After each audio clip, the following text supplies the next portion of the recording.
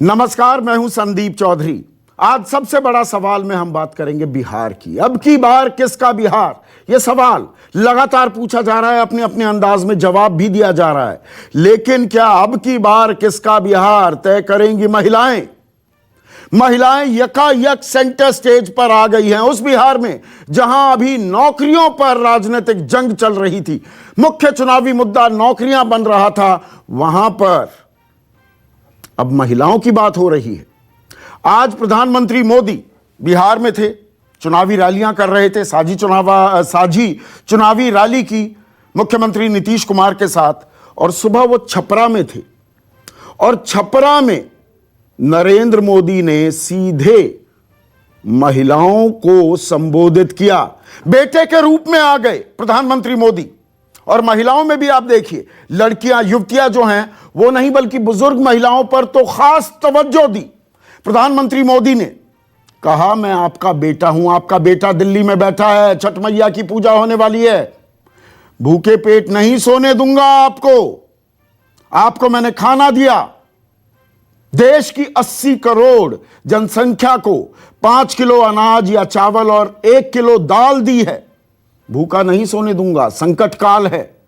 और फिर कामों की फेहरिस्त गिनवाई सुशासन बाबू की। अब सुशासन शब्द भी दोबारा से इस्तेमाल होने लगा है नीतीश कुमार के लिए, और नीतीश कुमार ने लड़कियों के लिए काम भी किया है। और ये अहम क्यों हो जाती हैं किसी भी चुनाव में? औरतें, द बेटर हाफ, आधी आबादी किसी भी जनसंख्या की।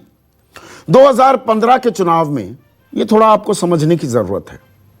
लगभग 56.5% मतदान हुआ था और उसमें से पुरुषों ने 53.25% वोटिंग की थी, 53.25%, जबकि महिलाएं 60% 60.32%। अभी 172 सीटों पर मतदान होना बाकी है और 2015 में 172 में से 100 सीटों पर महिलाओं ने पुरुषों की तादाद से ज्यादा वोटिंग की थी। तो इसीलिए अब पूरा ध्यान, पूरा फोकस महिलाओं पर आ गया है। भोजपुरी अंदाज में बोले आज प्रधानमंत्री, वो बयान मैं आपको सुनवाने वाला हूं। क्या यह काट है तेजस्वी के नौकरी कार्ड की काट है? क्योंकि युवाओं की भरमार भीड़ आ रही है, भरपूर भीड़ आ रही है तेजस्वी की चुनावी रैलियों में भी। लेकिन हमने ये बात आपके सामने रखी थी कि इसमें महिलाओं की, छात्राओं की, लड़कियों की तादाद कम दिखाई देती है। तो अभी एक ये साइलेंट वोटर क्या मन नहीं बना पाया है, उसी पर अटेंशन फोकस कर रहा है अब एनडीए। और वही चिर परिचित अंदाज में जंगल राज की भी याद दिलाई गई और प्रधानमंत्री ने कहा कि देखिए, हमारी डबल इंजन सरकार है और हमारे खिलाफ में खड़े हैं डबल युवराज, जंगल राज का युवराज और राहुल गांधी युवराज। उन्होंने 2017 के उत्तर प्रदेश चुनाव की भी याद दिलाई कि 2 युवराज निकले थे, फिर क्या हुआ उनका? उनमें से एक युवराज जंगल के युवराज के साथ मिलकर यहां पर चुनावी ताल ठोक रहा है। तो युवराज की बात की, मैं थोड़ा मध्य प्रदेश में भी लेकर जाऊंगा आपको। युवराज की याद दिला देते हैं प्रधानमंत्री मोदी। एक महाराज भी घूम रहे हैं, ज्योतिरादित्य सिंधिया, सीना ठोक कर कहते हैं यह महाराज का चुनाव है, उन्हीं की बिना पर सरकार गिराई। तो महाराज को नजरअंदाज कर रहे हैं, युवराज पर बड़ा फोकस हो रहा है। यह भी अपने आप में राजनीति का एक दिलचस्प पहलू है। पहले सुन लेते हैं प्रधानमंत्री मोदी ने, आज उनका भोजपुरी अंदाज सुनवा रहा हूं आपको, और उसके बाद युवराज पर क्या बयान दिया, सुनिए। उस वीडियो में मैंने देखा, बिना लाग लपेट के एक ही सांस में उस महिला ने कहा, मोदी हमरा के नल दहलन, मोदी हमरा के लाइन दहलन, बिजली दहलन, मोदी हमरा के कोटा दहलन, राशन दहलन, मोदी हमरा के पेंशन दे ताड़े, मोदी हमरा के गैस दहले, उनका के वोट ना देवे ता तोहर के देव। जो उत्तर प्रदेश में डबल डबल युवराज का हुआ, वो ही बिहार में डबल डबल युवराज और स्पेशली जंगल राज के युवराज का होने वाला है। ये डबल डबल युवराज बिहार के लिए नहीं सोच सकते। ऐसे में आज का सबसे बड़ा सवाल, बिहार की लड़ाई अब महिलाओं पर आई। 2 चरण मतदान बाकी है, अभी 172 सीटों पर वोट डलने हैं। मैंने आपको बताया 100 से ज्यादा सीटों पर महिलाओं ने पुरुषों के अनुपात में ज्यादा वोट डाले थे पिछली दफा। और डबल इंजन सरकार बनाम डबल युवराज की भी अब ये लड़ाई हो गई है क्या? चर्चा में मेरे साथ जेडीयू के मुख्य प्रवक्ता राजीव रंजन, उन्हीं के सहयोगी बीजेपी के राष्ट्रीय प्रवक्ता, युवा चेहरा हैं गुरु प्रकाश, विपक्षी खेमे से आरजेडी के प्रवक्ता डॉक्टर नवल किशोर और कांग्रेस के राष्ट्रीय प्रवक्ता प्रेमचंद्र मिश्रा इस चर्चा में मेरे साथ जुड़ चुके हैं। और स्टूडियो में बिहार की चर्चा है, वैसे राजनीतिक चर्चा भी हो, सुकेश हमेशा होते हैं, लेकिन बिहार को यहां दिल्ली में बैठे पत्रकारों से कहीं बेहतर समझते हैं, जानते हैं, पहचानते हैं, तो सुकेश रंजन भी इस चर्चा में जुड़े हुए हैं। तो राजीव रंजन, कुल मिलाकर अब लड़ाई महिलाओं पर आ गई है। महिलाएं आपकी खेवनहार हो सकती हैं। देखिए, समाज के सभी वर्गों का समर्थन एनडीए को मिल रहा है। महिलाएं निसंदेह उनकी आबादी, आधी आबादी को लेकर के बिहार में नीतीश कुमार जी के नेतृत्व में जो कार्य हुए हैं, देश में प्रधानमंत्री नरेंद्र मोदी जी ने जो कार्य किया है, उसकी जो धमक है वो आपको पहले चरण में भी दिखी और दूसरे और तीसरे चरण में भी बहुत बड़ी संख्या में महिलाओं का समर्थन नीतीश कुमार जी के नेतृत्व में अगली सरकार बने इसके लिए मिलने जा रहा है। तो पहले चरण में कौन सी धमक दिखी, या पहले चरण में थोड़ा परेशान हुए तो काट निकालने के लिए महिलाओं के सामने आज प्रधानमंत्री बेटे के मोड में आ गए? कल की भी मैं तस्वीरें दिखाना चाहूंगा नीतीश कुमार के ट्विटर हैंडल पर, जो उन्होंने तस्वीरें पोस्ट की, किस तरह से महिलाओं के सामने वो हाथ जोड़ रहे हैं और अच्छी खासी महिलाओं की भीड़ दिखाई गई है। तो महिलाओं के सहारे हो गए हैं आप। देखिए, अगर मातृशक्ति के सहारे की भी बात आप करेंगे तो ये मैं नहीं समझता हूं कि इसमें किसी को भी बैकफुट पर दिखना चाहिए।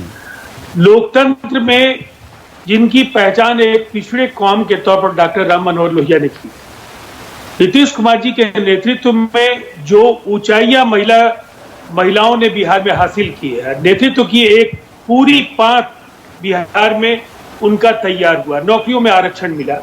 और जिस तरह से चाहे नौकरियों में आरक्षण मिल गया, नौकरी नहीं मिली, नौकरी तो मिली नहीं, आरक्षण बना रहा। नौकरी कहाँ दिया आपने? हाँ। देखिए, जो कुछ देखिए, इस तरह से बात नहीं होगी। हाँ। अगर शुरुआत में ही ये शुरू हो जाए, नहीं, तो कोई किसी को इजाजत नहीं मिलेगी। आप और मैं बात कर रहे हैं राजीव रंजन। हाँ, देखिए, एक बात बिल्कुल साफ है, वो तो दिखता है ना, तेजस्वी यादव या चिराग पासवान की सभाओं में महिलाएं नहीं होती।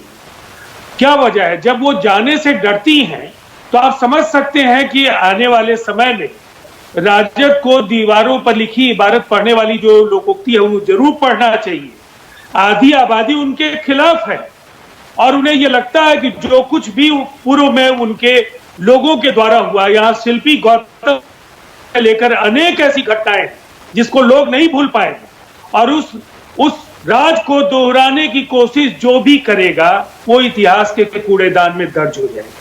और इसीलिए बिहार के मतदाताओं का संदेश बिल्कुल साफ है, महिलाओं का जो सम्मान नहीं करेगा बिहार में, उसके लिए कोई जगह नहीं है। और नतीजे आपको बताएंगे, राजद को परेशानियों का सामना पहले चरण में भी करना पड़ा है। मतदान केंद्रों पर आक्रामक दिखना और मतदान करना, दोनों में बहुत फर्क है। और ये इस बार वो तो 10 तारीख को दूध का दूध पानी का पानी हो जाएगा। लेकिन महिलाओं में भी वर्गीकरण कर दिया है क्या?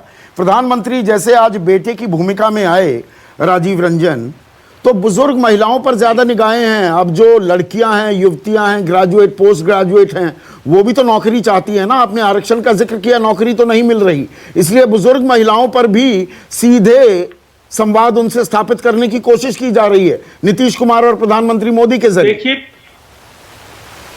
ये तो एक सिंबॉलिज्म भी है। जब उन्होंने बेटा कहा है तो कहीं ना कहीं एक ऐसे नेता के तौर पर उनके सामने रखा है जिन पर वो भरोसा कर सकते हैं, और उन्होंने जो अपनी उपलब्धियां बताई हैं और बिहार के एनडीए की सरकार ने जो उनके बीच काम किए हैं, इन दोनों का लाभ इस चुनाव में एनडीए को मिल रहा है। तो जिस अलायंस के पास नरेंद्र मोदी और नीतीश कुमार जैसे दो परफॉर्मर हो, ये वायदे करेंगे, उन्होंने करके दिखाया है। एकदम दोनों का फर्क लोग जानते हैं। आपको जब अवसर मिला मुझे नहीं करना, हाँ। और हमने किया है।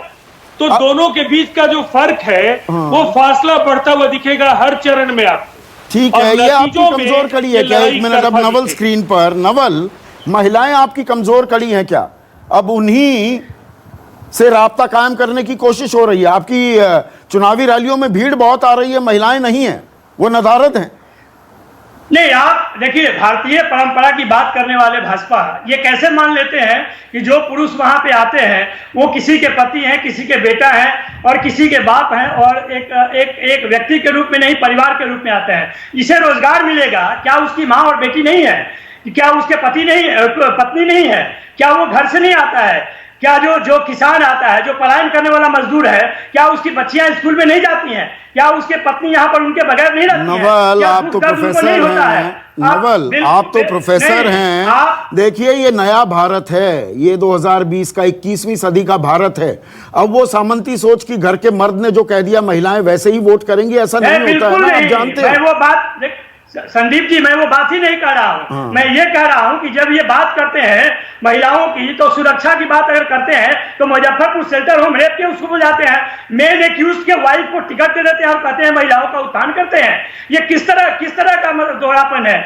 जिस तरह की बात करते हैं, यहाँ आकर जंगल राज कहते हैं, और नरेंद्र मोदी जी ये नहीं बताते हैं कि 2002 के दंगे जो कि एक ह्यूमन जेनोसाइड था, उसकी बात नहीं करते हैं। पिछले बार तो ये अपने चाणक्य के साथ आए थे, इसी बिहार की जनता ने उनको उल्टे पांव लटका दिया। 157 में मात्र 53 सीट आए, बुरी शिकस्त मिली। ये कैसी राजनीति करते हैं? इनको यहाँ आकर केवल एक ही चीज याद आता है, और ये नहीं दिखाई देता है कि जो परिवर्तन, जो सामाजिक परिवर्तन हुए, जो राजनीतिक परिवर्तन हुए, जिनको दबाया गया था आगे निकले, उसी की राजनीति आज चल रही है। वो चीज इन्हें नहीं दिखाता है। जब हम नहीं, पर महिलाएं, देखिए, पिछली बार की बात करें, पिछली बार आप जेडीयू के साथ थे, पर महिलाएं एक परंपरागत वोट बैंक में तब्दील होती दिख रही है ना नीतीश कुमार को। इन्होंने धोखा दिया ना। नहीं, एक मिनट पर बात सुनिए। उनको साइकिल दी, पोशाक दी, 12वीं पास लड़की को 10,000 रुपए दिए, ग्रेजुएट को 25,000 दिए, 50% पंचायत में, लोकल बॉडीज में रिजर्वेशन महिलाओं के लिए की, 35% आरक्षण नौकरियों में किया। तो महिला लामबंद तो हुई है ना, एक वोट बैंक बना लिया नीतीश कुमार ने। नहीं, लेकिन उनके 15 साल का अनुभव भी तो है संदीप जी, कि जो बेटियां पोशाक पहन के साइकिल से स्कूल गई, वहां पर 30% में भवन नहीं है, 70% में कंप्यूटर नहीं है, 76% अप्रशिक्षित शिक्षक है। ये कौन सा शिक्षा है?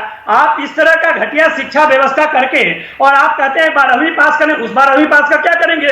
जब हायर एजुकेशन में ड्रॉप आउट रेट देख लें, जो ग्रेजुएशन होता है 3 साल का 5 साल में देख लें, जो शिक्षा व्यवस्था को चौपट करके, और ये कहते हैं कि हमने महिलाओं पर, बच्चियों को आगे बढ़ाया। ये कौन सा दोहरापन है? तो प्रधानमंत्री तो एक वीडियो दिखा रहे हैं। आप एक मिनट सुन लीजिए, बस आधा सेकंड। आप पंचायती राज की बात करते हैं, आपने वहां पे रिजर्वेशन दिया और वहां पे कोई टैक्स कलेक्शन का कोई पावर नहीं दिया। इसी भारतवर्ष में 17-18 राज्य में पंचायती राज टैक्स वसूलती है, यहाँ पे 0 टैक्स कलेक्शन है। आप किस तरह से उनको एम्पावरमेंट दे रहे हैं? आपने पंचायती राज को सबसे कमजोर संस्था तो प्रधानमंत्री जो वीडियो दिखा रहे हैं एक बुजुर्ग महिला का, कि हमें पेंशन दी, हमें खाना दिया, हमें बिजली दी, हमें गैस दी, हम किसी और को वोट क्यों करेंगे? देखिए, ये प्रधानमंत्री केवल प्रचार मंत्री है, प्रचार करने के नए नए तरीके अपनाते हैं, लेकिन इनका पोल खुल चुका है। ये वही प्रधानमंत्री हैं जो 2 करोड़ नौकरी देने के वादे करके आए थे। यही प्रधानमंत्री हैं 15 लाख रुपए देने के वादे करके आए थे। यही प्रधानमंत्री हैं अच्छे दिन कह के आए थे। यही प्रधानमंत्री बिहार को 1,25,000 करोड़ देने की बात करके आए थे।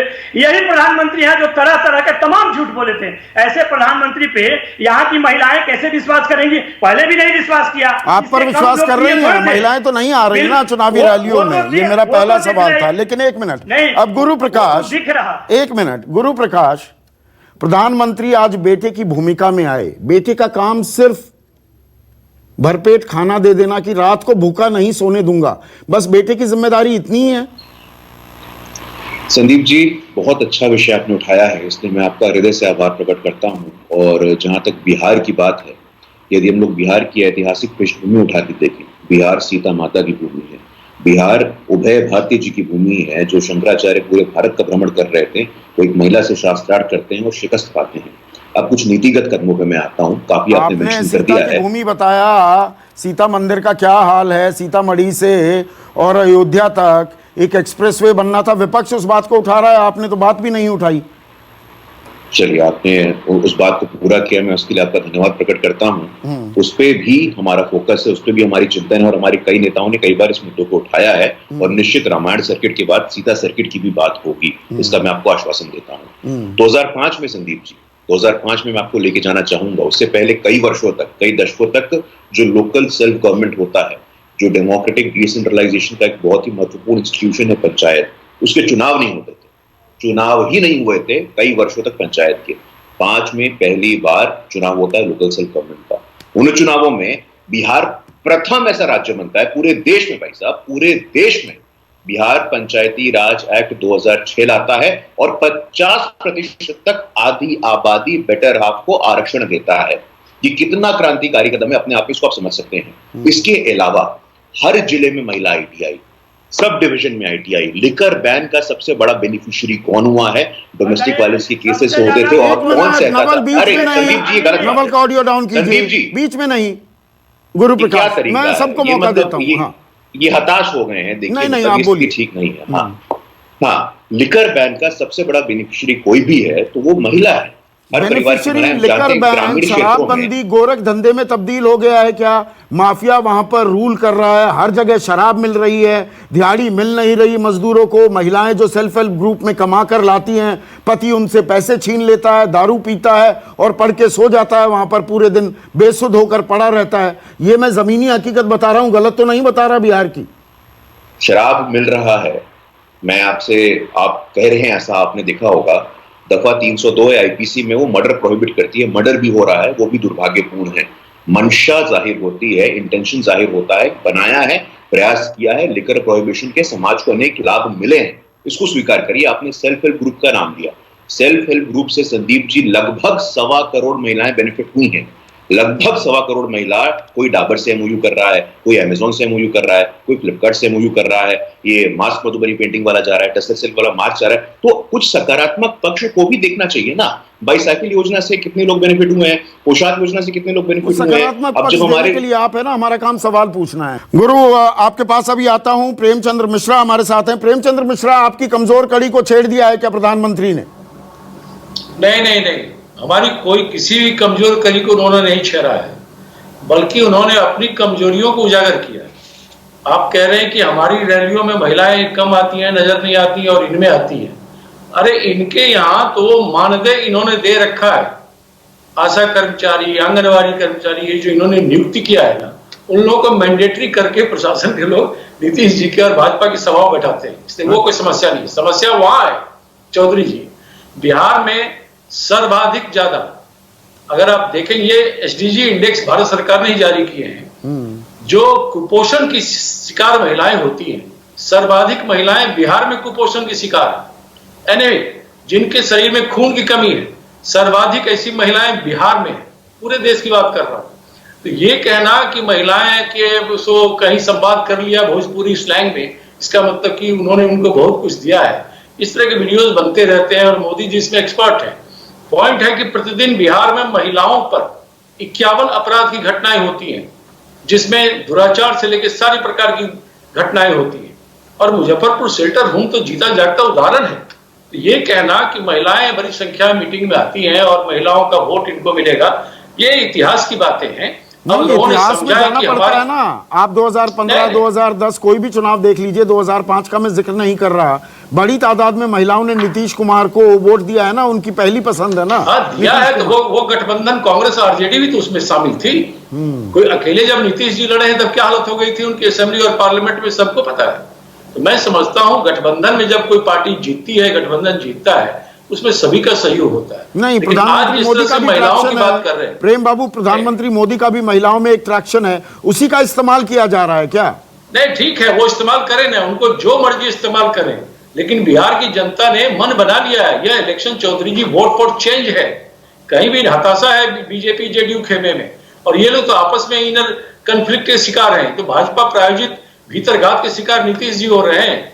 ये तो स्थिति वो है ही नहीं। और तेजस्वी यादव जी, हमारे राहुल जी या गठबंधन के नेताओं की जो मीटिंगें होती हैं उसमें जो लोग उमर के आते हैं वो कहीं ना कहीं लोगों के विश्वास का प्रकटीकरण। आपने पीछे होर्डिंग लगा रखी है कांग्रेस के नेताओं की, राहुल गांधी बिल्कुल पीछे हैं आपके सर के, और आपके बाईं ओर प्रियंका गांधी भी है। प्रियंका गांधी गायब क्यों है? महिलाओं में ट्रैक्शन क्रिएट करनी है, आप प्रियंका गांधी को नहीं लेकर आते। प्रियंका जी की अपने कार्य करने के लिए अपना विषय है, उत्तर प्रदेश में कंसंट्रेट की हुई है। अच्छा। हम लोगों ने समय मांगा है, लेकिन उनकी अपनी व्यस्तताएं हैं। राहुल जी फिर आ रहे हैं 3 तारीख को, 4 में 2 दिन उनका फिर प्रोग्राम है, हमारे यहाँ आएंगे। तो राहुल जी जितना कर सकते करें, और यहाँ आप सब जानते हैं कि सभी केंद्रीय नेता यहाँ बैठे हैं, कैंप कर रहे हैं। महिलाओं की अहम जिम्मेदारी होनी है ना, अहम निर्णायक भूमिका में होंगी सरकार। महिला कांग्रेस की राष्ट्रीय अध्यक्षा सुष्मिता जी कैंपेन कर रही हैं, रागिनी नायक कैंपेन कर रही हैं। हमारी झारखंड की कई महिलाएं नेता यहाँ, हमारे बिहार की अपनी नेताएं घूम रही हैं। हमने 8 जगह पर महिलाओं को 2022 की तैयारी कर रही हैं प्रियंका अभी उत्तर प्रदेश। ये आपका आकलन हो सकता है। अच्छा, मैं अगले मुद्दे पर जा रहा हूं, पर गुरु प्रकाश और राजीव रंजन। पहले गुरु प्रकाश, आप इतनी महिलाएं कर रहे हैं, आपकी जो 110 उम्मीदवार हैं उसमें कितनी महिलाएं हैं गुरु? नहीं, देखिए 1990 में, देखिए चले जाते हैं 1990, 2020 का सवाल पूछ रहा हूं ना, पूरी नहीं होने देते हैं। मैं पूरी करने दूंगा। 110 उम्मीदवारों में महिलाएं कितनी हैं? मैं बता रहा हूं आपको। 1990 में फीमेल पॉलिटिकल पार्टिसिपेशन कितना था? 3.1%। 2010 में, ये मेरे पास रखा है, मैं हवा में बात नहीं करता, संदीप जी आपको पता है, ये 2010 में 14%। तो फीमेल पॉलिटिकल पार्टिसिपेशन ओवरनाइट नहीं बढ़ता है। फीमेल पॉलिटिकल पार्टिसिपेशन 2005 में, जैसा अभी पहले ऑब्जर्वेशन में मैंने बताया, बिहार पंचायती राज एक्ट लाकर के हम लोगों ने दिया। आपकी कितनी महिला उम्मीदवार हैं? देखिए, मैं ये तो आपको दावे के साथ कह सकता हूं कि अगर जो भी महिला उम्मीदवार है किसी के परिवार से संबंधित नहीं है। हम लोगों ने ये निश्चित किया है। नहीं पूछ रहा, परिवारवाद पर आऊंगा। नहीं, आएंगे, उस पर बात करेंगे ना। मैं आपको बता रहा हूं कि फीमेल पॉलिटिकल पार्टिसिपेशन 50% रिजर्वेशन कर देते हैं पंचायत में, बढ़ा है। उसका आपने इतना लंबा चौड़ा ब्यौरा दिया, तो 50% के हिसाब से तो 55 उम्मीदवार होनी चाहिए थे ना महिला। केंद्रीय कैबिनेट देखिए ना, केंद्रीय कैबिनेट में फाइनेंस मिनिस्ट्री कौन संभाल रहा है आजकल? निर्मला सीतारमण जी संभाल रहे हैं, और तमाम ऐसे इंपॉर्टेंट पोर्टफोलियोज हैं जो महिलाएं संभाल रही हैं, वो भी देखना चाहिए ना। मैं छोटा सा सवाल पूछ रहा था। राजीव रंजन, आपके 115 उम्मीदवारों में महिला कितनी है? 20%। 20%। और 50% की आप ताक हैं। वो हमारे बस में था।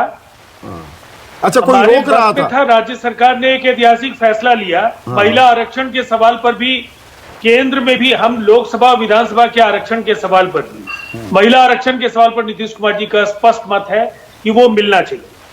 और हम राजद, कौन रोक रहा है नीतीश कुमार को 115 में से 62-63 या 57-58 सीटें महिलाओं को देने के लिए? देखिए, विमर्श में केवल ये देखना कि हमने जो किया उससे कुछ नहीं होगा, जो नहीं हुआ है उस पर चर्चा करें, तो मुझे ऐसा लगता है नीतीश कुमार जी बाकी तमाम राजनीतिक दलों के लिए एक संदेश के तौर पर उनको देखा जाना चाहिए कि उन्होंने बदलाव की पृष्ठभूमि तैयार कर दी। और 20% किसी राजनीतिक दल में पहले लोग उम्मीद नहीं करते। तो महिलाएं जो आप लगातार, 1 मिनट राजीव बाबू, इतने दिनों से आप इस चीज को फ्लैग कर रहे थे कि महिलाएं अहम भूमिका निभाएंगी, महिलाएं तय करेंगी अब की बार किसका बिहार, किसकी बनेगी सरकार। अब नैरेटिव धीरे धीरे वहीं आता दिख रहा है। मैं एक छोटे से आंकड़े से अपनी बात शुरू करता हूं। 2019 का चुनाव हुआ, 60% महिलाओं ने वोट किया, 56% पुरुषों ने वोट किया। यह ऐतिहासिक है। बिहार के चुनाव में महिलाएं पुरुषों से ज्यादा वोट कर रही हैं। आप हिस्टोरिकली देखते, 2015 में भी 60% महिलाएं, 52% पुरुष। आप पुराने इसमें चले जाइए तो आप देखेंगे महिलाएं कम निकलती थी, पुरुष ज्यादा निकलते थे। और वो जो समाज था उसमें एक सेट नॉर्म था कि महिलाएं वही वोट देंगी जहां पुरुष कहेंगे। वो विमर्श बदल गया है। और इसलिए मैं बार बार कहता था और आज भी कह रहा हूं कि 15 साल की एक जड़ता के बावजूद और पिछले 5 साल का जो एक टेनियर है उसमें कोई भी ये कहेगा कि वो स्लैकनेस दिखती है नीतीश कुमार के कार्यकाल में। लेकिन उसके बाद भी मैं लगातार कहता रहा कि महिलाएं एक इंपॉर्टेंट फैक्टर हैं, लड़कियां एक इंपॉर्टेंट फैक्टर हैं। और ये आज से नहीं, ये जब नीतीश कुमार सत्ता में आए 2005 में, तो ये लगातार कहा जा रहा था कि नीतीश कुमार दरअसल सत्ता में तो आ गए, लेकिन ये लालू विरोधी लहर थी। नीतीश कुमार के पास अपना कोई वोट बैंक नहीं है। नीतीश कुमार की पार्टी बड़ी थी, जेडीयू जीत कर आई, लेकिन उसके बाद नीतीश कुमार ने क्या किया कि वो एक सेक्शन को कार्व आउट करके अपना वोटर बनाया। ये मैं लगातार कह रहा हूं, जिसमें महिलाएं, लड़कियां और ईबीसी कास्ट एक बड़ा वोटर था। उसमें आज महिलाएं इंपॉर्टेंट रोल में हैं। उनकी बहुत नाराजगी है। मैंने लगातार अपने सहयोगियों से बात की है। शराबबंदी जिसको ऐतिहासिक बताते हैं नीतीश कुमार, उसको लेकर नाराजगी है। लेकिन नाराजगी क्या इतनी है कि वो नीतीश कुमार के खिलाफ वोट करने को तैयार है। इसलिए आप देखेंगे हर और सिर्फ रैली में खाना देने से काम चल जाएगा कि मैया आप पूजा करेंगी छठ मैया की तो आप भूखे पेट नहीं सोएंगी, बस इस पर क्या महिलाएं मुतासिर हो जाएंगे? देखिए, ये एक तरीका है कनेक्ट करने का नरेंद्र मोदी का। और दरअसल आपने ठीक कहा कि नरेंद्र मोदी का भी महिलाओं में एक अच्छी पकड़ है। ये दोनों नेता ऐसे हैं जो महिलाओं की पहली पसंद रहे हैं, और 2019 के चुनाव में भी ये दिखा है कि महिलाओं ने क्यू में लगकर नरेंद्र मोदी, नीतीश कुमार के उम्मीदवारों को वोट किया है। तो वो ये दिखाना चाहेंगे कि जो कॉमन मिनिमम है वो तो हम करेंगे, और उससे हम ही से उम्मीद कर सकते हो आप। जब हमने ये स्टोरीज की लगातार कि गैस तो मिल गया, चूल्हा तो मिल गया, उसमें से एक उदाहरण मैं उठाता हूं कि चूल्हा तो मिल गया लेकिन सिलेंडर तो बहुत महंगा है, तो चूल्हा तो रख दिया गया है। दरअसल उसमें एक चीज हम भूल जाते हैं और इसलिए हम शायद उस रिजल्ट को नहीं पढ़ पाते। उसको आत्मसात करना पड़ेगा कि जिसको थोड़ी राहत मिली है वो समझता है कि अगर चूल्हा इन्होंने दिया है तो गैस भी यही देंगे। अब ये जो है ना, ये आप इसको ग्लास आधा खाली है आधा भरा है ऐसे करके देख सकते हैं। इसकी आलोचना हो सकती है, आप नीति आयोग के आंकड़े उठाकर देख सकते हैं, लेकिन उसी नीति आयोग के आंकड़े को गुजरात में रख दीजिए तो गुजरात में वो आंकड़े काम नहीं आते कि ह्यूमन इंडेक्स पैरामीटर्स को देखिए, उसमें कौन कहां है, महिलाएं कहां हैं, बच्चे कहां हैं, गांव की हालत क्या है, गरीबी की हालत क्या है। वो प्ले में नहीं आता और बीजेपी जीतती है। उसी को इन्वोक करने की कोशिश है। अब यहां पर ये डबल इंजन सरकार की भी बात कर दी है। अब डबल इंजन सरकार तो है नवल, केंद्र में भी सरकार, राज्य में भी सरकार, और आपके पास 15 साल के जंगल राज की विरासत और 2 युवराज जो प्रधानमंत्री कह रहे हैं, परिवारवाद पर सीधा हमला कर रहे हैं। आप परिवार को बढ़ाने में लगे रहते हैं, राज्य को कैसे बढ़ाएंगे, ये कह रहे हैं सीधा सीधा प्रधानमंत्री। देखिए, पहली बात तो यह है कि अगर किसी भी रेलवे अधिकारी से आप बात करेंगे तो अगर जहां भी दो इंजन का इस्तेमाल वही होता है जहां दोनों इंजन कमजोर होती है। और यहां साबित हुई है कि जहां पर आप कहते हैं कि नीतीश कुमार चेहरा है, लेकिन जब बात करते हैं कि नरेंद्र मोदी आकर हमारा जो है हवा बदल देंगे, तो आप खुद समझ सकते हैं कि जिस चेहरे को आगे रखते हैं वो इतना कमजोर है कि नरेंद्र मोदी का इंतजार किया जाता है। नहीं, ऐसा नहीं है कि दोनों इंजन कमजोर हों। अगर मालगाड़ी बहुत लंबी है, बहुत ज्यादा लदी हुई है और बिहार एक बड़ा राज्य है और बहुत गड्ढे हैं तो उसे खींचने के लिए डबल इंजन की जरूरत होती है। पलटकर अगर मैं ये बात कहूं तो गड्ढा इन्होंने, देखिए गड्ढा तो इन्होंने खुद निर्माण किया है ना। प्रधानमंत्री जिस आयोग के अध्यक्ष हैं वही आयोग कहता है कि सबसे कमजोर है, सबसे फिसड्डी है बिहार सरकार। और जहां तक आरजेडी की बात करते हैं, आरजेडी कभी बिहार के जनमन से बाहर नहीं हुआ है। या तो वो सत्ता में रहा है नहीं तो विपक्ष में रहा है, कोई नकारा नहीं है बिहार में। आप संख्या के आधार पे देख लें, आप मुख्य विपक्षी दल के आधार पे देख लें, वोट परसेंटेज के आधार पे देख लें, पूरे बिहार में एक राजनीतिक दल है जिन्होंने महिला मुख्यमंत्री दिया है। और आप कहते हैं कि महिलाओं के विषय में आरजेडी ने कुछ नहीं किया है। 2015 में जिन महिला को टिकट दिया हर एक परिवार में से ही दिया ना, नहीं, खुद नहीं मुख्यमंत्री रहे तो पत्नी को दे दिया जिनको कोई तजुर्बा ही नहीं था। आपके नहीं, ये बीजेपी के लिए परिवार हो सकता है और वो परिवार के प्रति कितना शब्द उठाते हैं ये नीतीश कुमार के भाषण में दिख सकता है कि वो पूरे बिहार के महिला को अपमानित करते हैं जब ये कहते हैं कि बेटों के इंतजार में बेटियां पैदा करते जाती हैं। इस तरह की बात जब वो करते हैं तो पहले महिलाओं का अनादर। एक मिनट राजीव रंजन, आपको मौका मिलेगा राजीव आप रंजन। उनसे पूछिए ना कि आप उनसे पूछिए कि अपने बेटा का परिचय दे देना कि उनका बेटा क्या करता है। आप दूसरे के बेटे पे और बेटी पे सवाल क्यों उठाते हैं? वो तो पूरा पब्लिक डोमेन में है। राजनीतिक मंच उनके पर बेटे और उठाइए, बेटी में राजनीतिक कितनी मंच ताकत पर है? ये बातें उठाइए। पर प्रेमचंद्र मिश्रा, युवराज की बात फिर से आ रही है। 2017 के उत्तर प्रदेश चुनाव भी कि 2 युवराज निकले थे और बहुत भीड़ इकट्ठी करते घूमते थे और फिर घर जाकर बैठना पड़ गया। आखिर ये बातें कह कौन रहे हैं? जो जुमलेबाजी दुनिया के बेताज बादशाह, जिन्होंने कहा था कि हम बिहार को स्पेशल स्टेटस देंगे, जिन्होंने कहा था कि हम करोड़ों नौजवानों को नौकरी देंगे, जिन्होंने कहा था कि हम 1.25 लाख करोड़ पैकेज देंगे और दिया सिर्फ 1500 करोड़। तो ऐसे जुमलेबाजी दुनिया के जो बेताज बादशाह हैं, उनके कहे हुए बातों को क्या मतलब है? सवाल है कि बिहार की जनता जो भोग रही है भाजपा शासन और जदयू के शासन को, उसे परिवर्तन। परिवारवाद आपका पीछा नहीं छोड़ता। परिवारवाद का हकीकत चौधरी ये जी, है, परिवारवाद ये आपकी लायबिलिटी है ना, एक पॉलिटिकल लायबिलिटी। चौधरी आज ये किस पार्टी में नहीं है? रविशंकर प्रसाद जी के पिताजी बिहार भाजपा में मिनिस्टर थे, वो परिवारवाद में नहीं है। बिहार भाजपा के अध्यक्ष जो भी संजय जायसवाल है, इनके पिताजी भाजपा के 5 बार एमपी रहे, वो परिवारवाद नहीं है क्या? नहीं, बीजेपी में कौन-कौन से नेता हैं? जो मैं बिहार की बात कर रहा हूं, इसलिए उदाहरण दिया आपको। जो प्रधानमंत्री मोदी बीजेपी कहती है वो ये कि एक ही परिवार का आदमी वही अध्यक्ष बनेगा। अगर अध्यक्ष लालू है तो उसके बाद कमान जाएगी तेजस्वी को ही। अगर सोनिया गांधी अध्यक्ष है, कमान जाएगी राहुल गांधी को ही। सोनिया से पहले राजीव गांधी थे, उनसे पहले इंदिरा गांधी थी। ये परिवारवाद है। एक ही परिवार चलाएगा पार्टी को या वो एक सूबे को। और भारतीय जनता पार्टी के नेता अपने पुत्र और पत्नियों को टिकट दें, भाई बहन को टिकट दें, तो परिवारवाद नहीं है। वही लोग मंत्री परिषद में रहे तो परिवारवाद नहीं है। ये डिफिनेशन गलत है। अगर जनता का एक्सेप्टेंस है, आज देख लीजिए तेजस्वी यादव जी की मीटिंग में कितनी भीड़ आती है। कहीं ना कहीं लोगों में स्वीकार्यता है, लोग चाहते हैं। तो पैमाना नहीं होता। आप मुझसे ज्यादा तजुर्बेकार हैं प्रेम बाबू।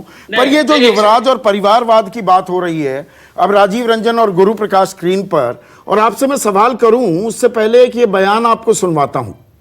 दरअसल मध्य प्रदेश में भी चुनाव हो रहे हैं और मध्य प्रदेश में तो गुरु आपने सरकार जो गिराई वो एक ऐसे शख्स की बिना पर, वो भी परिवारवाद के नाम पर ही राजनीति करते आए हैं। ज्योतिरादित्य सिंधिया वहां पर क्या कह रहे हैं आजकल, पहले वो सुनवा देता हूं। ये चुनाव कांग्रेस बीजेपी का नहीं है, ये आपको समझना है। ये चुनाव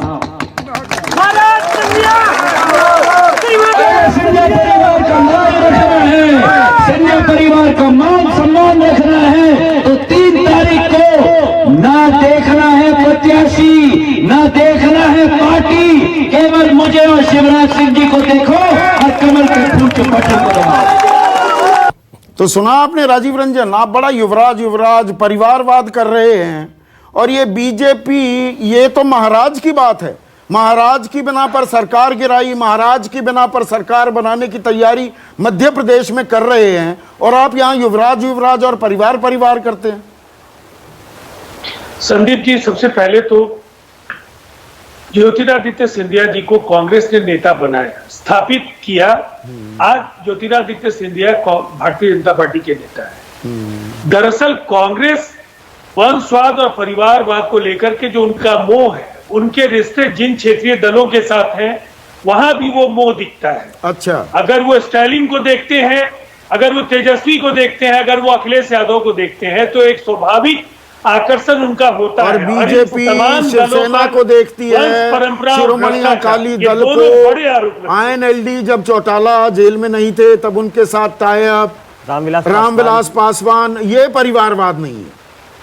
बहुत अच्छा। देखिए, हमारी पार्टी ने तो उस समय भी कहा कि रामविलास पासवान जी के साथ अलायंस भारतीय जनता पार्टी का था। भारतीय जनता पार्टी को निर्णय करना है। हम अपनी पार्टी के बारे में इतना जरूर बता सकते हैं।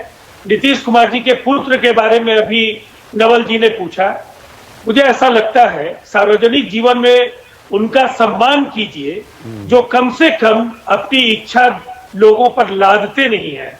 अपने बच्चों को अगर उन्होंने नहीं राजनीति में लाने का काम किया, अपने प्रभाव का दुरुपयोग नहीं किया, तो ये कहीं ना कहीं लोकतंत्र का सम्मान है, उसके प्रति आदर का भाव है। आप नहीं समझ पाइएगा नवल जी। और दूसरी बात है, ये जो पार्ट टाइमिंग पार्ट टाइमर्स जो आते हैं पॉलिटिक्स में ना, उनको ये भ्रम होता है नहीं कि नहीं, वो मेरा बहुत अच्छे सवाल का तरीके जवाब से नहीं दे नसीहत रहे। खिला आप देंगे। यहाँ युवराज एक परिवार बिहार पर भार, परिवारवाद की आप बात कर रहे हैं, और आपसे सटे हुए मध्य प्रदेश में क्या हो रहा है?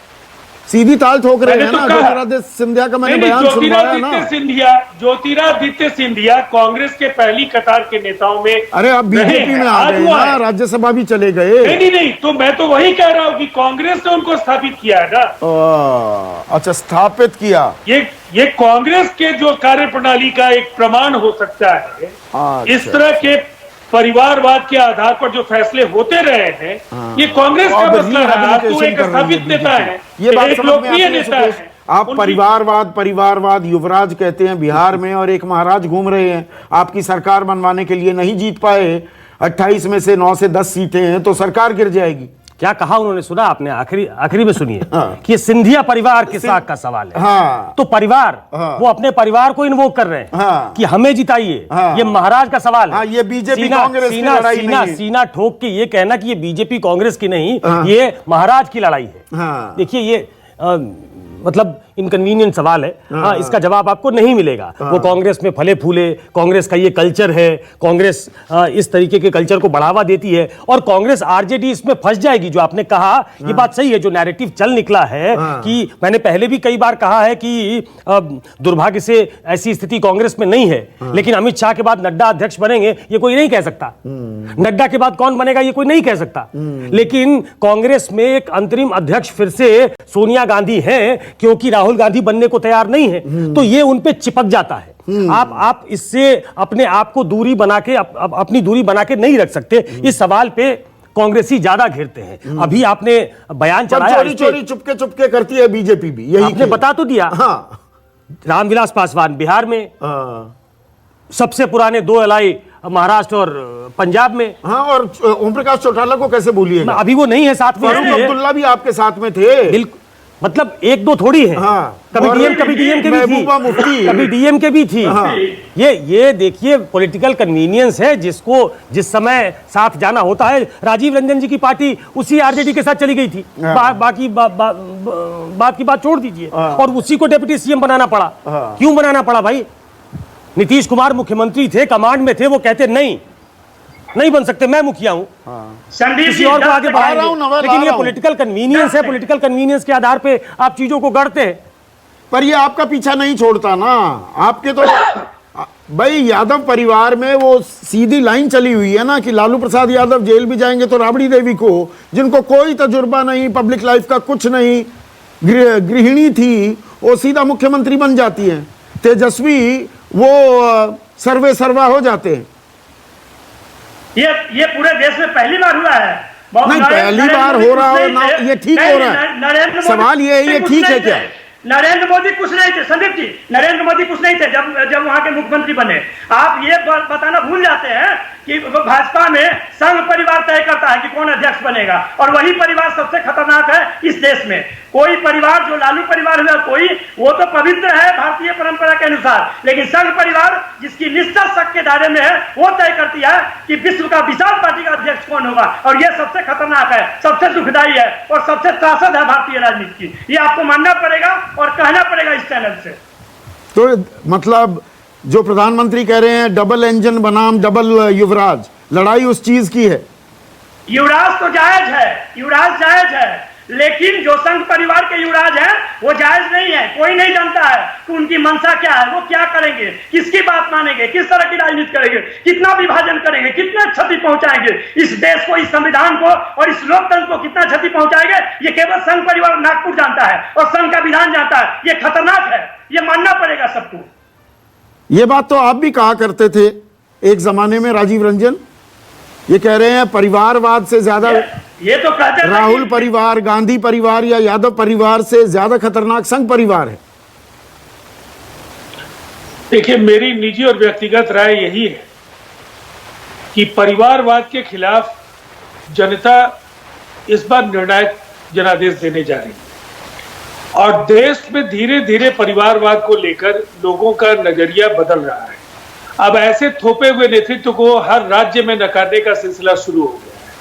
बिहार में भी एक बड़ी हार की ओर अगर आरजेडी और उनका अलायंस जाएगा तो निसंदेह 2 युवराजों की युगलबंदी को जनता नकारेगी, इसीलिए ऐसा होगा। इसलिए कि लोकतांत्रिक तरीके से पार्टी के अंदर अगर नेतृत्व को विकसित करने की बात अगर ये पार्टियां नहीं सोचती हैं तो आने वाला समय बहुत आसान नहीं है। और कांग्रेस ने झांसे में लोकतंत्र की एक कोशिश की, वो झांसा दिया, कोशिश नहीं की, लेकिन उसमें कितने बड़े क्षत्रपों का सरकलम हो गया ये भी हम लोग जानते हैं। लोगों को लगा सही में इस बार सूरज उगेगा, पता चला कि ये तो खेल दूसरा था, उसमें कई लोग जमा हो गए। अब जो राजीव रंजन कह रहे हैं इसीलिए देश की परिवारवाद खत्म होता जा रहा है धीरे धीरे राजनीति में, भारतीय राजनीति में कहाँ खत्म हो रहा है? शिवसेना चल रही है, जगन मोहन रेड्डी मुख्यमंत्री बने हुए हैं क्योंकि वो वाईएसआर के पुत्र थे, एक विरासत थी। तमिलनाडु में वही खेल चल रहा है। शुरू करिए नवीन पटनायक, बीजू पटनायक और सुदूर दक्षिण चले जाइए, सब जगह से दिखाई देगा। ये क्यों खत्म होगा? हाँ। जो रीजनल पार्टियां हैं वो इसी पे फ्लरिश करती हैं। वो एक सीधी विरासत उनको मिल जाती है और एक जो उनका पार्टी काडर, उनके नेता उन्हीं के बच्चों को अपना नेता मान लेते हैं। ये एक परिपाटी चल निकली है और धीरे धीरे उनकी ग्रूमिंग ऐसी हो जाती है, एक्सेप्टेंस ऐसी हो जाती है कि वो उस क्षेत्रीय परिदृश्य में सबसे आगे दिखाई देते हैं। राजीव रंजन कह रहे हैं क्या राष्ट्रीय राजनीति मतलब लोकसभा चुनाव में परिवारवाद की आहट कम हो रही है और विधानसभाओं में अभी बरकरार है? क्या ये कहना ज्यादा ठीक होगा? इस नैरेटिव को जितना आप पर्कुलेट करके नीचे तक ले जा पाएंगे तो हो सकता है कुछ अवेयरनेस आए, लेकिन जो एक कॉमन अंडरस्टैंडिंग है, नवल ठीक कह रहे थे कि संघ परिवार का एक बहुत बड़ा से होता है बीजेपी का अध्यक्ष चुनने में, लेकिन क्या ये नैरेटिव आम जनता तक जाता है? क्या उन्हें इस बात से फर्क पड़ता है कि एक संघ परिवार है जो ये तय करता है, जो अपने आप को राजनीतिक नहीं कहता, लेकिन वो ये तय करता है, वो असर्ट करता है कि अध्यक्ष कौन बनेगा। संचालक हुए हैं, उनमें से 6 ब्राह्मण, वो भी चित्पावन ब्राह्मण, वो एक ब्राह्मणिकल सोसाइटी भी है। ये एक बौद्धिक चर्चा का, ये बुरा मान जाएंगे आरएसएस के लोग इस बात पर। एक बौद्धिक चर्चा का हिस्सा हो सकता है ये, लेकिन क्या ये जमीन तक ले जा पाने में नवल किशोर जी की पार्टी कामयाब हो पाई है? क्या उससे समझौता नहीं कर लेते हैं? राजीव रंजन जी की पार्टी ने भी इससे समझौता कर लिया ना। मोहन भागवत को हराया नहीं, संघ के शरण में नहीं जाएंगे, ये नीतीश कुमार करते करते बीजेपी के शरण में चले गए। तो इसको बड़े आसानी से लोग आत्मसात कर लेते हैं जब रियल पॉलिटिक्स सामने आती है। तो ये देखिए, आखिरी सवाल, परिवारवाद क्या बिहार में एक मुद्दा है? देखिए, मुद्दा तो उनकी तरफ से रहे हैं ना प्रधानमंत्री और नीतीश कुमार, पर ये मुद्दा है क्या? जमीन पर ये बात है? देखिए, एक वर्ग ऐसा है जिसको वो मुद्दा सूट करता है, जो उस बारे में बार बार जब उसको रिमाइंड कराया जाता है तो वो सोचने पे मजबूर होता है। अब कौन प्रिवेल करेगा? क्या तेजस्वी प्रिवेल कर जाएंगे कि ये मुद्दे से भटकेंगे, आपको रोजगार नहीं देना चाहते, आप रोजगार पे रहिए, नौकरियों पे रहिए, ये हमारा वादा है। अगर वो इतना कॉन्फिडेंस जनरेट करने में कामयाब होते हैं तो शायद रिजल्ट्स कुछ और हो। नहीं तो जो एक बड़ा वर्ग है जो बीजेपी और जेडीयू का समर्थक है, वो तो ये बात कहेगा ही सामने आकर, और उसको नरेंद्र मोदी, नीतीश कुमार और आगे बढ़ाएंगे। तो अब कुल मिलाकर जो बात युवाओं की हो रही थी, बेरोजगारी की जो बात थी, नौकरी देने का वादा था, अब उसमें एक और पुट आ गया और ये आधी आबादी है, उन्हें एड्रेस कर रही है बीजेपी और जेडीयू। ये नौकरी की काट है, ये बैकफुट पर खेल रहे हैं, या अब फ्रंट फुट पर आने की कोशिश है अपने परंपरागत वोट बैंक को फिर से साधने की कोशिश के जरिए। अभी के लिए, आज के लिए बस इतना ही। नमस्कार, मैं हूं मानक गुप्ता। अगर आपको हमारा ये वीडियो पसंद आया हो तो इसे लाइक और शेयर जरूर करें, और हां, हमें सब्सक्राइब और फॉलो करना ना भूलें ताकि आप देश और दुनिया की कोई खबर मिस ना करें। तो जुड़े रहिए हमारे साथ और देखते रहिए News 24।